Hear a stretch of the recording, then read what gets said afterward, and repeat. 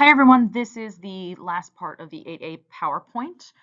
Remember, you have your TCA on water and water quality on Monday. It's going to be partly from the lab questions you already answered and then another 10 questions from your brain. I'm anticipating it only taking about 20 minutes. So this is the last part for 8A, and then you're going to have an 8A quiz on Tuesday. We're going to review this stuff after your TCA on Monday. Okay, so this is drills and spills, and we're talking about deep water drilling here. So the demand for oil and now our improvement in being able to actually extract it has made us go different places for it. So what we now have is something called ultra deep water drilling. So there are no, oh, there we go. So if you look at these colors, you have ultra deep water, which didn't happen until the mid 90s, and now it's actually starting to increase. The Deepwater Horizon was an ultra deep water rig that did explode and kill 11 people. So drilling in the Gulf of Mexico, it requires a huge support network. Supplies employment for huge numbers of people, huge economic returns. There are more than 100 million jobs linked to oil drilling in the Gulf states alone. And in the Deepwater Horizon oil spill, it was an oil rig that that blew up and caught on fire, and then there was a resulting oil spill for months and months afterwards. The riser pipe from the wellhead ruptured. It leaked thousands of cubic meters of oil into the Gulf of Mexico and created an oil slick the size of several states. Okay, so here you can see the former rig site. You can see the oil slick. You can see the Mississippi Delta. And I actually like this picture for the Mississippi Delta because you can see the river comes through here. But because the river is so channeled, you see all of this is all of the sediment that would have actually been deposited further upstream, but it's actually not now because it's channelized. And this, you could see the slick of oil, okay, on the site. At least 780 cubic meters of oil was leaked. They had a lot of different methods to try to hold this all in, protective booms, but thousands of liters of oil washed ashore. They couldn't stop the flow for months because of the huge amount of pressure, and it was really freaking cold down there because you're ultra deep water. So you couldn't actually go down there. So you had remote operated vehicles that went down there. Okay. In 1989, the Alaskan oil spill happened. The Exxon Valdez, which was a tanker, it ran aground in the Prince William Sound, and it resulted in the largest and most costly cleanup of oil operation in the US history at that time.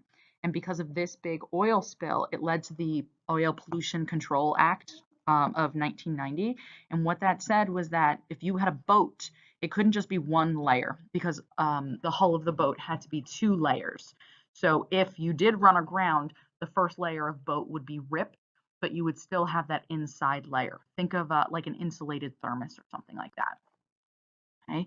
With the Exxon Valdez oil spill, a big issue was the temperature. So you don't have this natural decomposition of oil in the environment, and you were in a very remote location, so you had to bring in food and equipment for all of these workers that were coming in. And what they were doing is they were actually cleaning it up. Oh, I can't go back.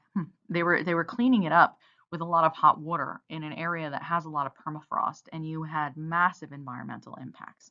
So you see here, they were transporting oil from Prudhoe Bay down through the Trans-Alaska Pipeline to the tankers in Valdez, and then going out through the Sound, and it was a massive oil spill.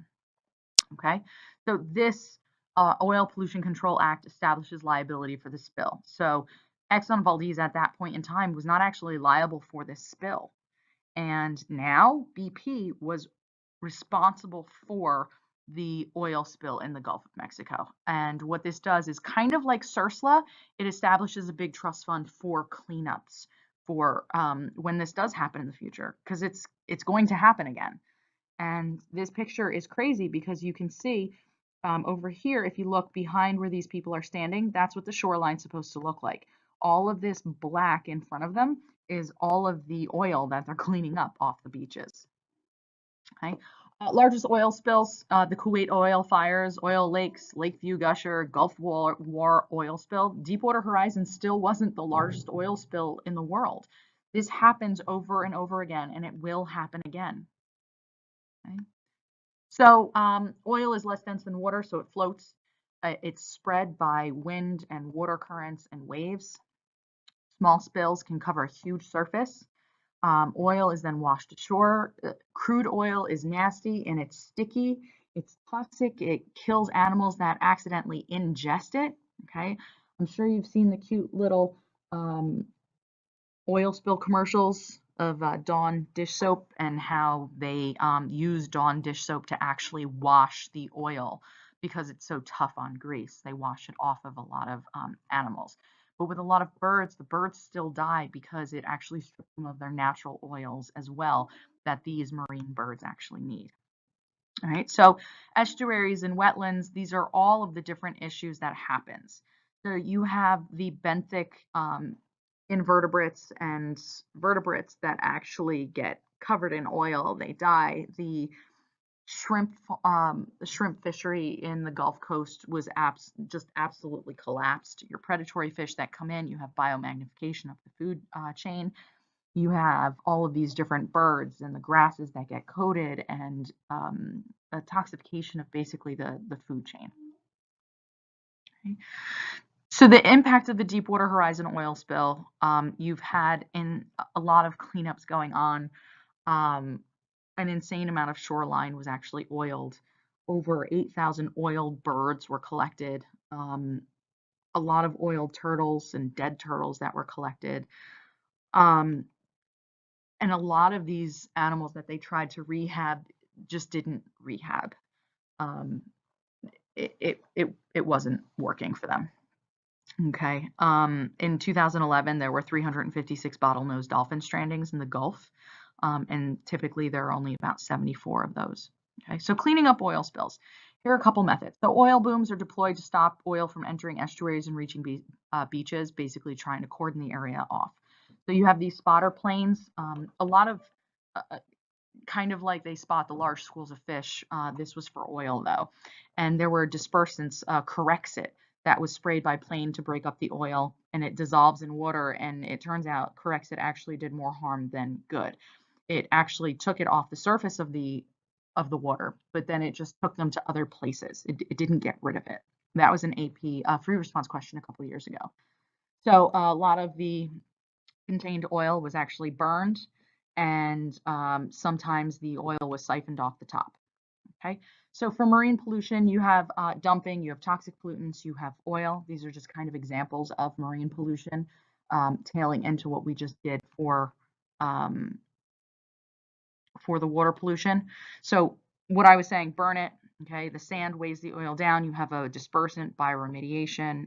You can clump the oil together and then actually pick it up.